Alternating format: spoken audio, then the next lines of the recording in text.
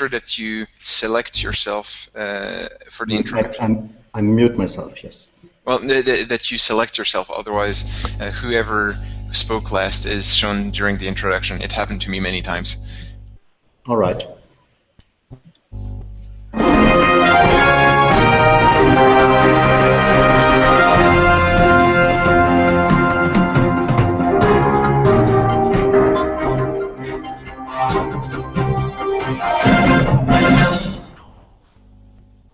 Welcome everybody to this Friday's Wundertalks.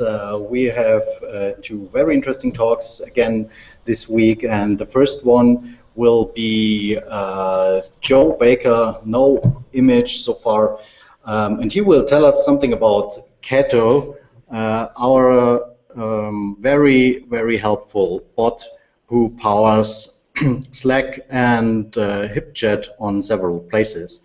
And in the second slot we have Florian, and he will tell us about the differences between Angular versus Backbone. So Florian, we will hear about this later, and we will start with, not now, Cato, Hubot in action from Joe Baker. Joe, it's your turn. Thanks, Marcus. Thanks very much.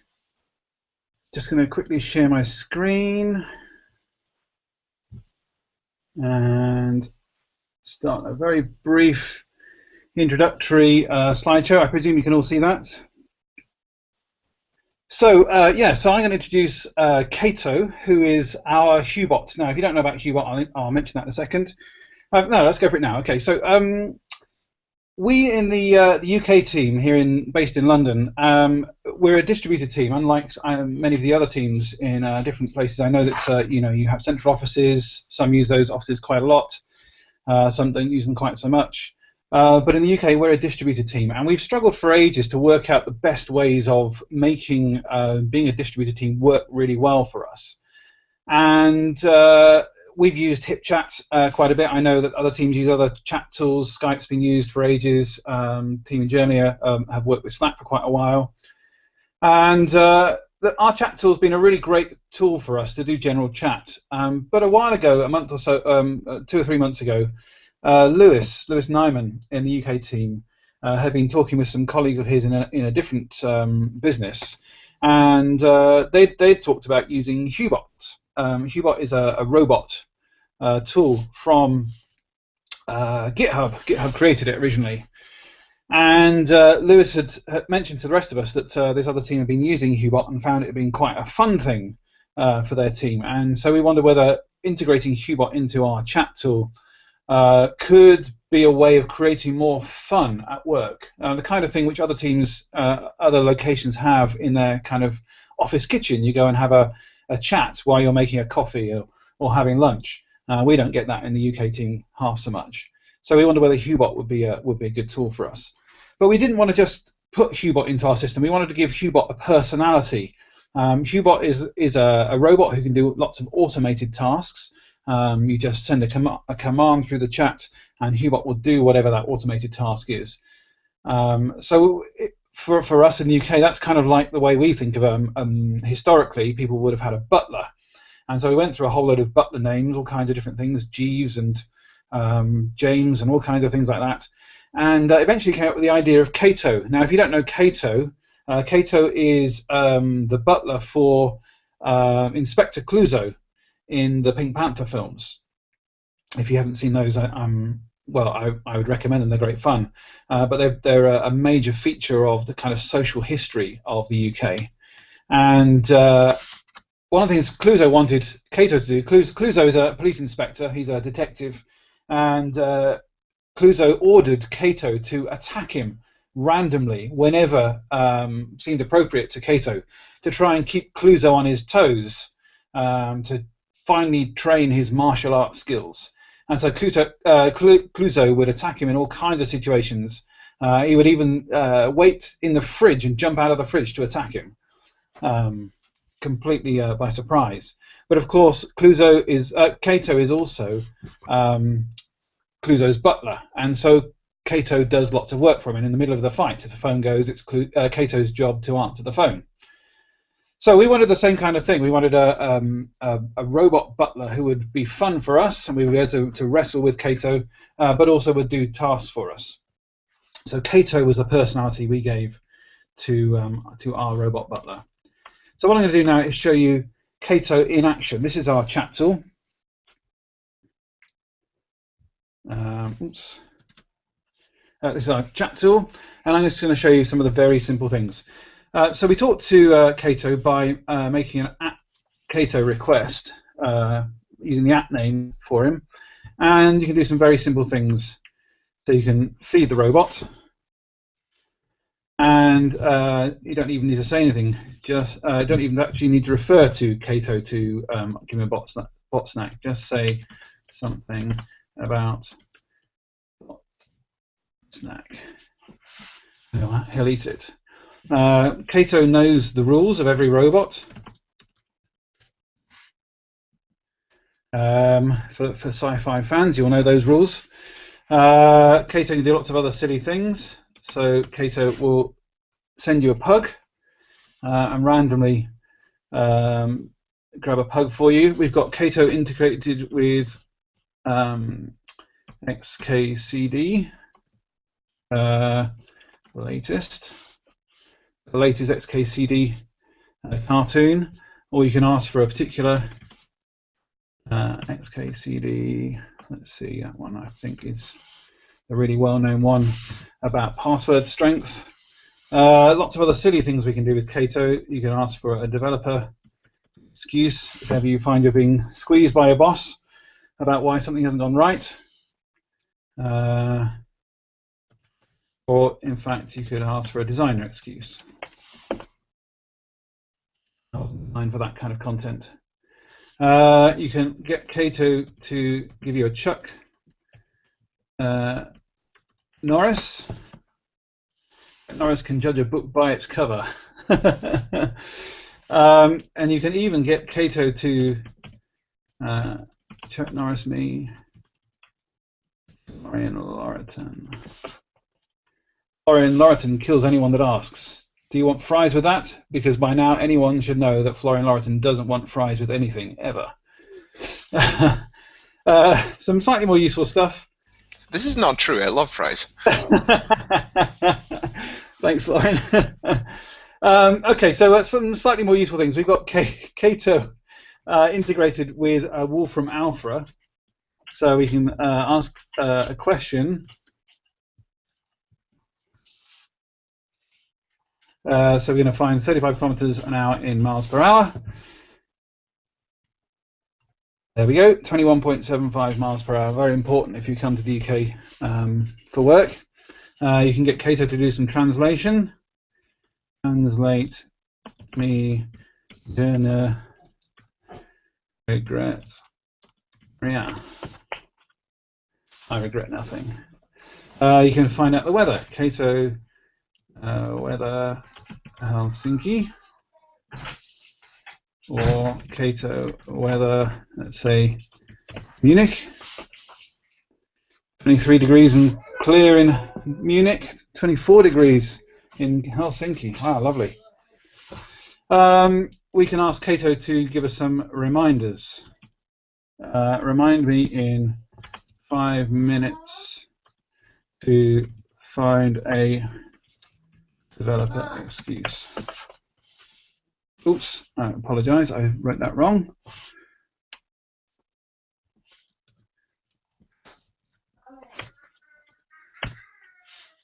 There we go. I'll remind you to find a developer excuse in 5 minutes' time. Okay, so that's kind of some of the basically the silly things that we do, and here's a few more kind of useful things. Now, they may not immediately sound like useful things, but we found them incredibly useful in the UK team. One of the basic things that Hubot or our Cato has built into me is the ability to find images on the internet. So you can get an image of Cluzo. But because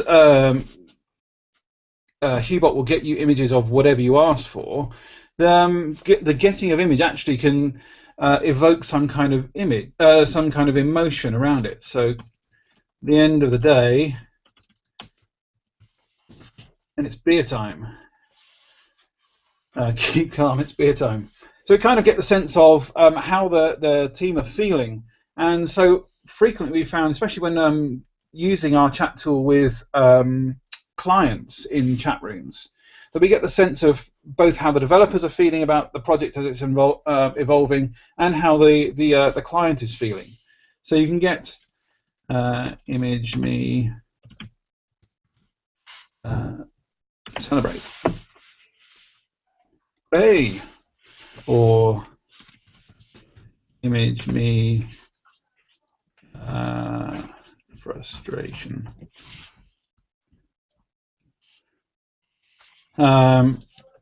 Recently we got this from a client, image me, in fact you can get animated images. Let's do that. Animate me round of applause.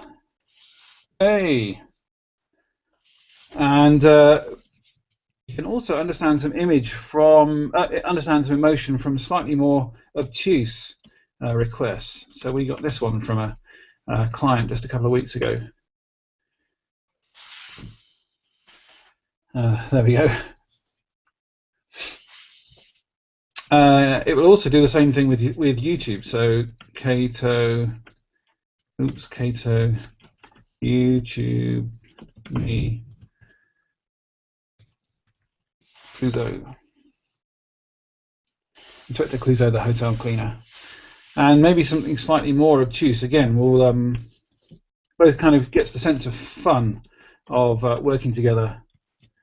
Let's say Anna Kendrick, When I'm Gone. Fantastic song from the film. What was it from? That film was called, oh, it doesn't matter, great film. Ah, totally gone, it's escaped my mind. Right, so that's lots of fun stuff, and the fun how the fun stuff can actually be quite useful in kind of getting the sense of how a project is evolving, how the team on the project are working with each other, how they're feeling about how the project itself is going, how the client feels, how the client and the developer team are interacting with each other, whether we are kind of working as one team or not. All that kind of emotion built into how people use Hubot, use Cato. Some very, very useful things we're going to talk about now. So we have a list of factoids. Factoids list. And this is just a kind of a quick access memory list of things that might be useful. So we can access those factoids by just typing in the name of the factoids and then a question mark. So the Wundertalk URL, which is there, on our intranet, we have a description of what happens on Fridays. So you can find the link to what Fridays is all about if you've forgotten and you're working too hard, or the phone directory URL, again on the intranet, how to claim expenses. That's kind of useful stuff. You can create a new factoid if you want to, so I'm going to add a new one, which is going to be the UpCloud status page, which is http status.upcloud.com, I think. So UpCloud status. Now that factoid. And you can then use that to broadcast or tell someone else. So you can tell Steve Parks, you see the reminder there, Steve Parks about cloud status. Cato is coming back and telling Steve Parks personally about the UpCloud status there, or you can indeed tell Paul about UpCloud status. Tell everyone in the chat room. Right, there was my reminder there to find a developer excuse. So Cato excuse. How is that possible? Okay, so that's as Cato starting to become really, really useful for us. Now, also in the UK team, we have Jenkins as our continuous integration server, and Cato is integrated with Jenkins, so we can list the Jenkins jobs. Those are the jobs that are there. We can get Cato to describe, say, jars backend build dev, and it'll tell you what's going on with that particular job on Jenkins. And I think you can do Cato Jenkins last jars backend build. I'll tell you what happened with the last job. So it's not building that, and it gives you the URL to access it. You can even get it Cato to initiate a build. So Cato, oops, I don't know. Cato build. Sorry, Jenkins build Cato op. Okay, now you can see above here that we've got a Jenkins job for Cato himself. This Jenkins job listens to the GitHub repository where we have our Hubot instance code, and that Jenkins job is GitHub and Jenkins are hooked to each other. So any new commits made to that GitHub repository informs Jenkins that something's changed. Jenkins will then SSH into the Cato server, pull the latest code, and restart Cato automatically. So you should see when I trigger this job, that will get a notification that Cato is being built. Cato himself will disappear from this chat room and then come back once he's restarted. So there we go, got a notification that Cato is rebuilding this job. And the joys of live demonstrations. Hopefully we'll see that coming in a sec. Okay, while we're waiting for that, it may just need to wait for the Jenkins service to have some free space to trigger it. Let's do something else. Okay, in the UK we use, oh there we go, there's the Cato build job starting. So Cato's just disappeared here from the people list in this group. Of success, and Cato should reappear any second. There we go, Cato's back. Phew, great. Okay, right. In Cato, we use Rally as our project management tool, and we've got Cato integrated with Rally, so you can ask Cato for information about Rally jobs. So there we go, that's a description of that Rally user story. We can actually fine-grain down into elements of a user story if we know a task number within a user story. Okay, so those are completed. Okay, so that's kind of the main integrations. Now, I think pretty much all of these integrations have been done with the Hubot scripts that are available in a public GitHub repository. Just type in Hubot scripts into Google and you'll find it. And there's a massive load of scripts there. We've turned on only a fraction of the number that are available, and they've been incredibly useful for us. But because Hubot is based on CoffeeScript, or the scripts for it are based on CoffeeScript, you can of course write your own CoffeeScripts, and so we've written a couple of our own, or I've written a couple for us. And the first one that I'm going to show you is the Hug CoffeeScript. We were really inspired in the UK team by hearing about Finland's Hug system, and so we've built ourselves a Hug tool for Cato. So I can hug anyone I want to.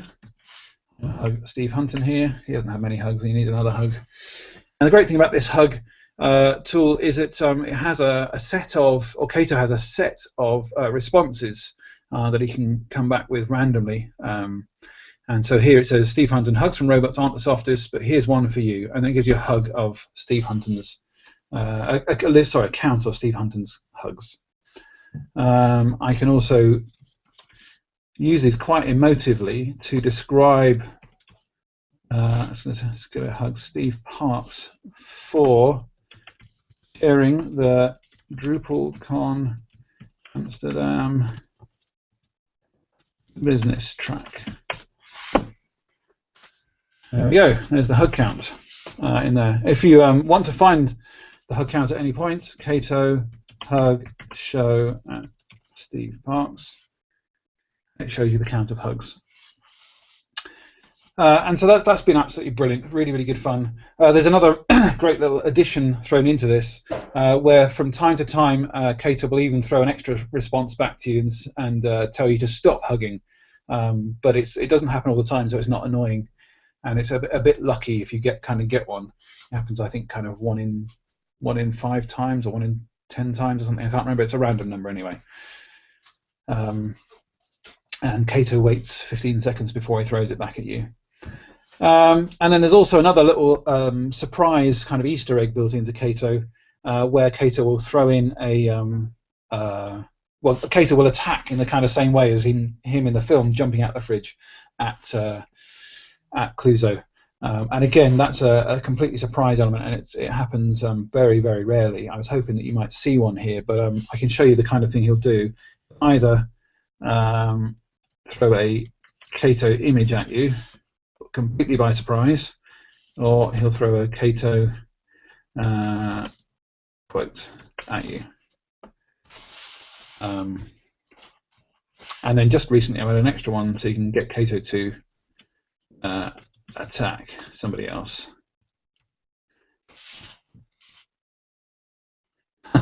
You fool, you raving Oriental idiot. There is a time and a place for everything.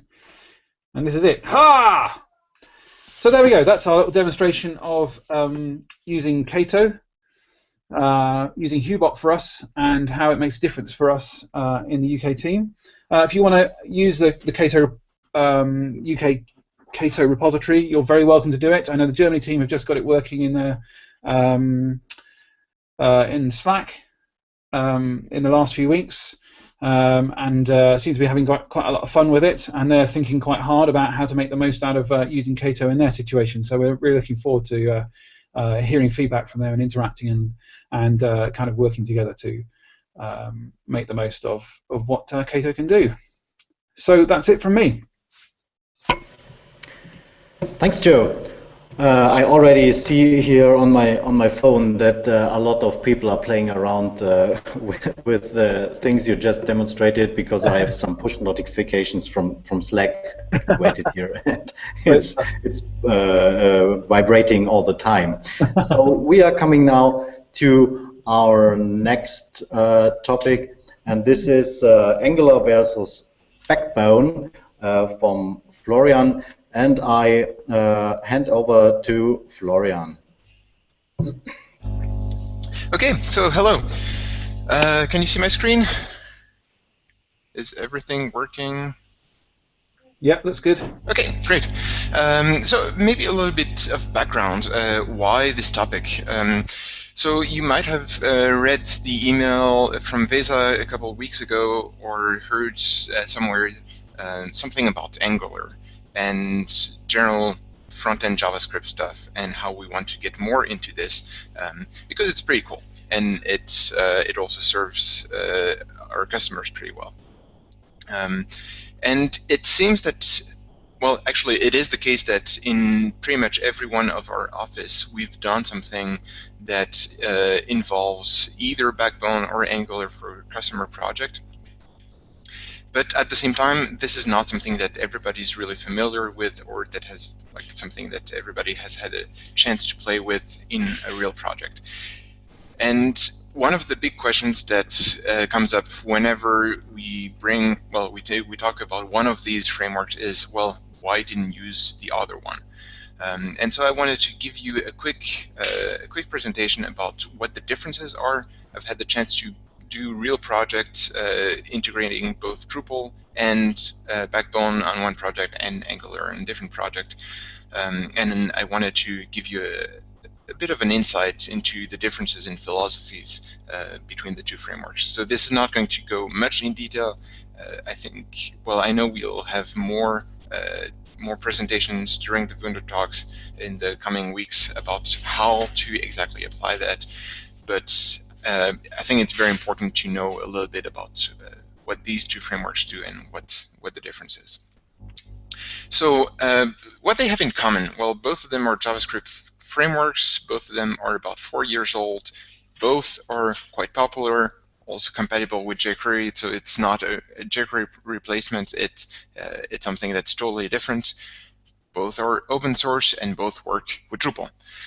Okay, and so the one thing that they do really is that they solve one problem, is that HTML was originally meant as a markup language.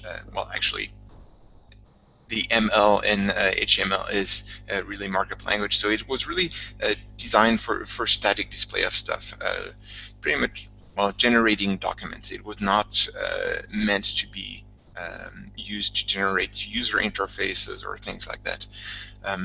And as the web evolved, well, of course, it was used that way. We know that. But it's fundamentally HTML was not meant to do the kind of thing we do with it. So a little bit of background about, well, Backbone. So Backbone is, as the name implies, this is just the backbone. So it is the core structure. It doesn't have much meat around it. It's all built around data structures. And what that means that, well, we have 4 basic data structures provided by Backbone. We have models, collection, views, and routers. And what these translates to in terms of Drupal terms, this is pretty well, a model is like a content type or an entity type. It defines the structure the data can have. And then you can create instances of a model, like you have instances of entities. Yeah. So it's really the basic data structure. And then you have a collection, which is a set of models. This could be used in the same way that you use views. So you really create a dynamic list, or well, Drupal views, in which you create a dynamic list, or more like node queues, in which you can really put things in and out of a collection. But this is something that's quite practical. And then we have a view. This has nothing to do with a Drupal view. This is more like a piece of markup or a piece of content that has its own logic integrated with it, and also its own markup that gets generated. And finally, we have a router element that is used for routing, not between separate URLs that get sent to the server, but between separate URL fragments that define different states in a single page application. So here we see that we have a pretty good parallel between these concepts that we have in Backbone and the concepts that we have in Drupal. There's not a one-to-one relationship, but it's pretty easy to understand what's going on. On the other hand, we have Angular. AngularJS is now a project that is backed by Google. It's also been said that some part of Angular have been integrated in Google Mail, stuff like that. So it's something that also has quite a bit of traction, but it is originally an open source project and is still an open source project, even though Google is putting a lot of efforts in it. What Angular tries to do is they try to do dynamic HTML, and this is not in the sense of like 1997 DHTML. This is really trying to fix HTML at the core to make it work in the way that we would like it to work. And how this looks, so this is a little bit of HTML snippet. And what we see, this is a fully functional Angular app. I'm going to demo it on the next page. So what we have here, we say, well, ng app. So this is an additional attribute that we add to, actually, well, in this case, it's put it on the HTML tag, but it can be added to any part of the markup, and then Angular will take over this part of the markup and do some of its magic. we just load Angular. That's all there is to do. And then we can use additional HTML attributes. For example, we have an input field that says this is of type text, and we say this is going to be part of a model. And the model attribute that we want to represent is the your name attribute. And then later on, we can use specific placeholders that will also refer to the model. And these will just be displayed. And the nice thing is that all of this happens automatically. There's an automatic data binding. So this example here, this is exactly the same code that I put it and posted in a slide. So if I say hello Joe, it's going to put it there automatically. Marcus. So this is something that you get very quick results very quickly. Well, you get the first results very quickly. It's quite nice, and at the same time, it feels like a little bit of magic. And so we'll get into this a little bit later. So what we have, the basic components, we don't have any models or collections or things like that. Actually, everything is very much tied to the markup. So when we specify this ng-app attribute, and this is really the outermost wrapper of an Angular application, what we're actually, we can just reference it directly without mentioning any attribute. But if we mention one, this is actually a reference to an Angular module. So Angular comes with a set of dependency injection tools that let you define modules that depend on other modules. And so this is going to be the primary module that gets called, and it's going to load all of its dependencies. Note that this is about loading the code. It's not about loading the JavaScript file. So Angular does not take care of making the requests for all the files that you need. This is still something that you need to take care of. Then within an application, we can specify different controllers. And the controller is going to be responsible for all the DOM elements within this element. And so we specify a controller with specific name, which is also going to be defined in our custom JavaScript file. And then here, as we had before, we have specific uses of, ng module, and placeholders. And what all of these do, they all have access to a specific scope, and the scope is defined by the controller.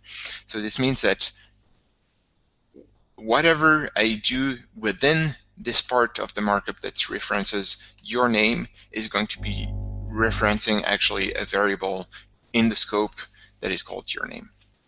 So if I look at the JavaScript code for this snippet, it looks like this. I define a specific module, which in this case doesn't have any dependencies, but I could define more. And then within this module, I define a specific controller, which is my control, same name as what I had in the markup.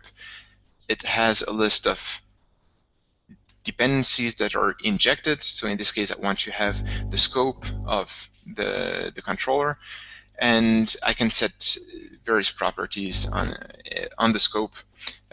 So this can be just variables. I can also set methods. These are functions that can be called within the scope. So for example, I could have a method that I want to execute when something is clicked on, and then directly in the markup I can say on ng-click and call a specific function within the scope. So it's very nice because it lets you really separate things, different parts of the application into separate scopes.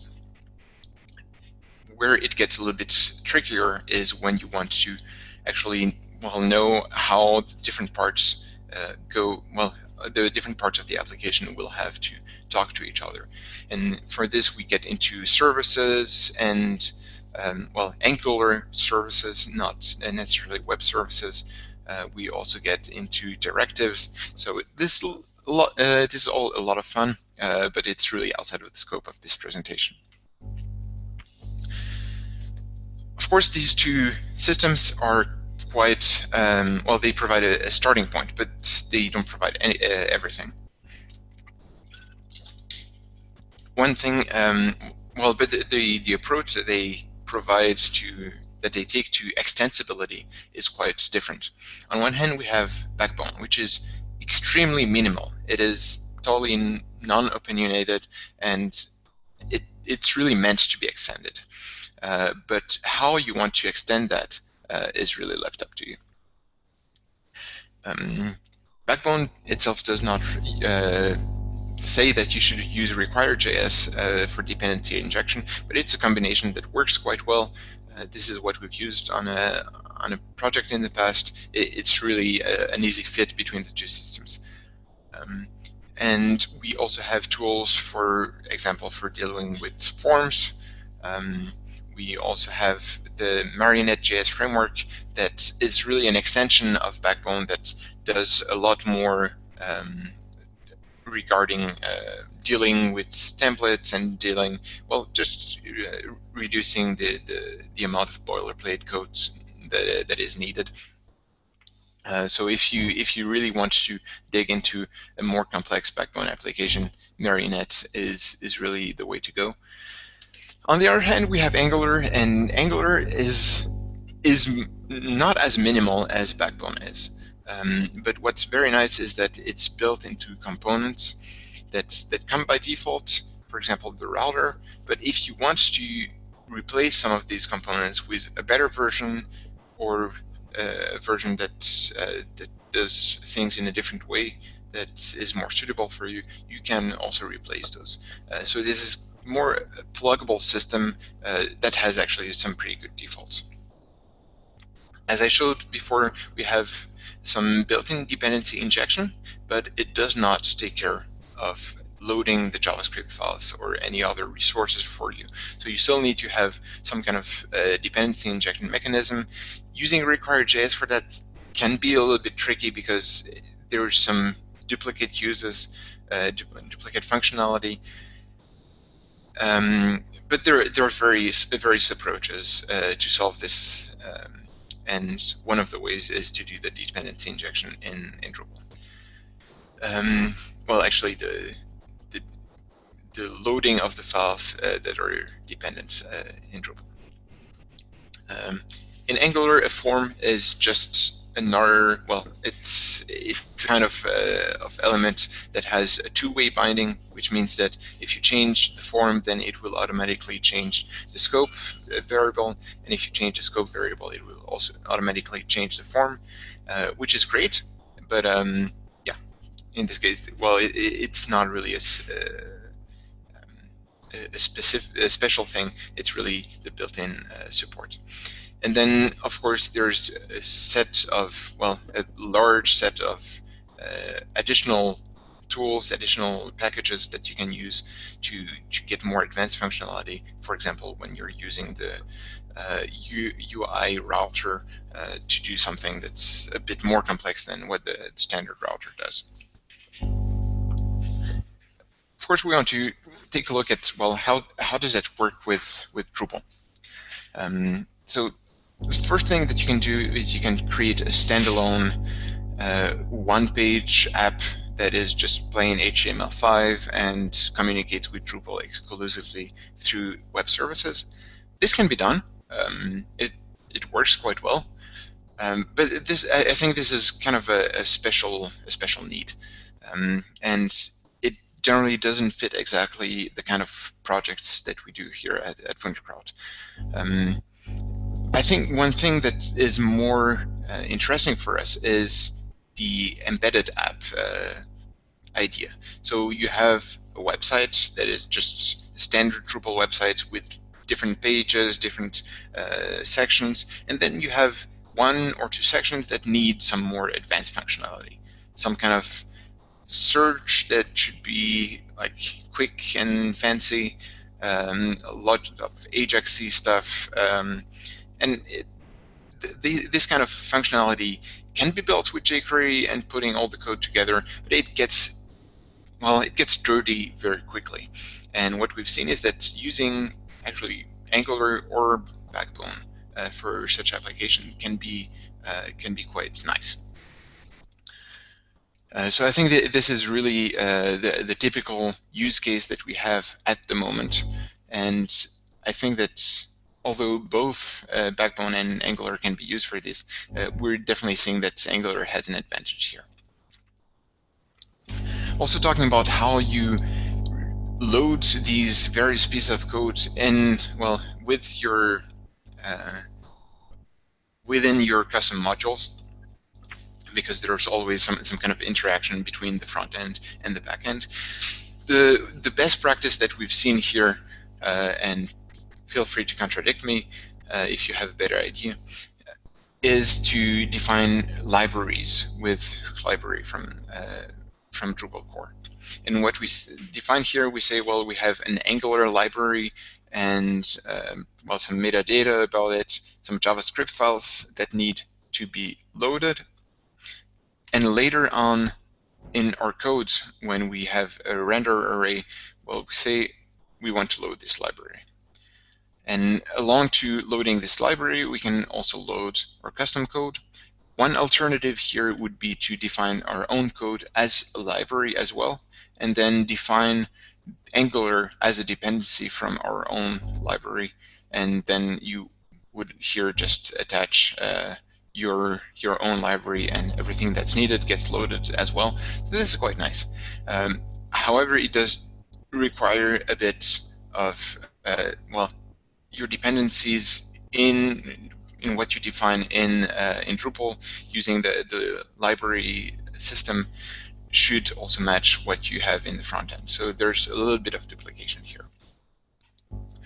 One other type of thing that you want to define is not only JavaScript code, but templates. And one way to define templates, both in Angular and for Backbone, is to use a script tag for these. And actually, you can just define these as regular templates, well, regular content that gets output by your code. And so you just put a script tag that has, instead of having type JavaScript, you say it's text ng template, for example, give it a specific ID, and then later on in the code, when you need to refer to that template, you can just use that ID. Of course, here you need to make sure that the template is loaded whenever the code that you want to use is well, refers to it. And finally, you want to add the markup that is necessary for the application itself. So this could be as easy as just having an empty div where all the content gets placed, or sometimes you want to alter existing content to take advantage of the advanced JavaScript functionality. So for example, with Angular, what we're doing is that we're taking a regular Drupal form and we're adding some Angular-specific attributes that make it behave in a much nicer way, for example, for front-end validation, stuff like that. There's a few things that we need to be careful with, especially when it comes to things that one of these front-end systems, front-end frameworks can do, and what Drupal already has as some kind of a very, very minimal front-end framework. For example, Drupal does translation in the browser using the Drupal.t function, and the way it does that is it just parses JavaScript files and extracts text strings. And this is something that you don't always think about in well, when building this kind of functionality. And so we figured out that this actually works, but this doesn't work. And the reason is that when parsing the JavaScript code, then Drupal will not find that this text here is actually corresponding to this this variable here. So there's definitely some limitations to what can be done with standard Drupal tools when you combine them with more advanced systems. And the general answer here is, well, sometimes Drupal stuff is nice, but it's not because it's there that you have to use it. But this is this is not a general rule that is a hard rule. It's something to keep in mind, and it might make your development a lot easier. So, of course, these are great tools, but they come with their own challenges. So with Backbone, well, you have all the data structure, you have all the tools there to generate markup based on these data structures and to have all the user interaction. But it's really up to the developer who builds these systems to keep the user interface, so the markup, in sync with the data structures. And this works fine for simple applications, but when you have something that's more complex, it can get very, very messy, and you get into race conditions, and it's a lot of logic that can be, yeah, it can be quite tricky. And the bigger the application grows, the trickier it gets. Also, Backbone doesn't really define how you should do things, so it's up to you to find your own best practices. With Angular, before I had done any project with Angular, I thought that the difficulty would be that, well, Angular is very easy at first, and then once you get into more advanced functionality, it gets more difficult. Actually, this is not exactly true. What I would say is that at first, well, it is easy, but then once you get into more advanced stuff, you need to really understand what is going on. You need to understand what is the job of a directive, how does it work, what is the job of a controller, how do you properly use services.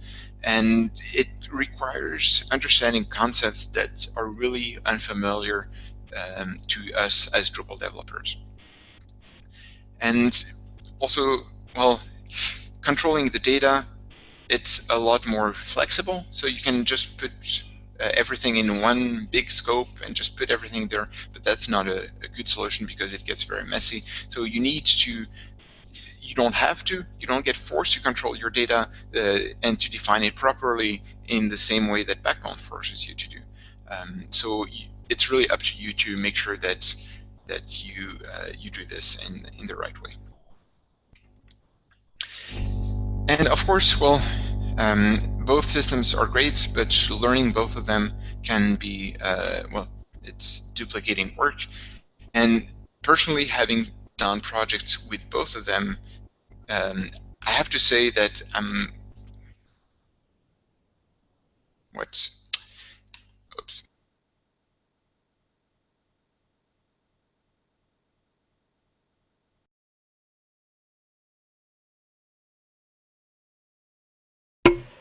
Oops, I think Florian just dropped out of the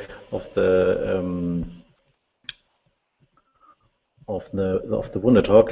Let me see if he can come over and finish his just finish his findings. Give me a second.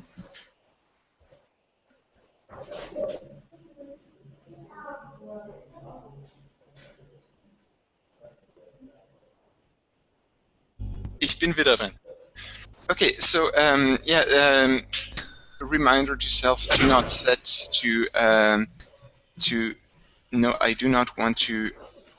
I do not want to do the updates of my operating system at the moment. Sorry about that. I'm going to turn on the screen sharing again. Okay. Good. Can you see me again? Yes. Okay, great. Sorry for the interruption. So, as I was saying, having done projects with both Backbone and Angular in combination with Drupal, I think that Angular actually is a much better fit. It's quite interesting. It's a lot of fun to write. And we see that it really brings a lot of value for the kind of functionality that we want to build for our customers. So this is kind of the differences in philosophy. If you have any questions regarding how we solve specific problems with Angular and Drupal, then we'd be happy to share this with you. And of course, we're going to have various presentations in the coming weeks from various people throughout different offices that used Angular. So yeah, this is it. If you have any question, of course, you can also send me an email or ping me on Skype. I'd be very happy to help. Okay, thank you. Thank you, Florian. This was a quite long Wonder Talk, but also very, very interesting, and also some kind of fun. And we have Wonder Talks on next Friday, but we are lacking some topics for that. So if you have a good idea for a Wonder Talk, please step forward, mail me or Florian, and we will put you in the schedule. And I think some people are back from holiday now, and they should have brought some ideas they got during their vacation. So this was it for today. Have a very good weekend and see you next week. Take care.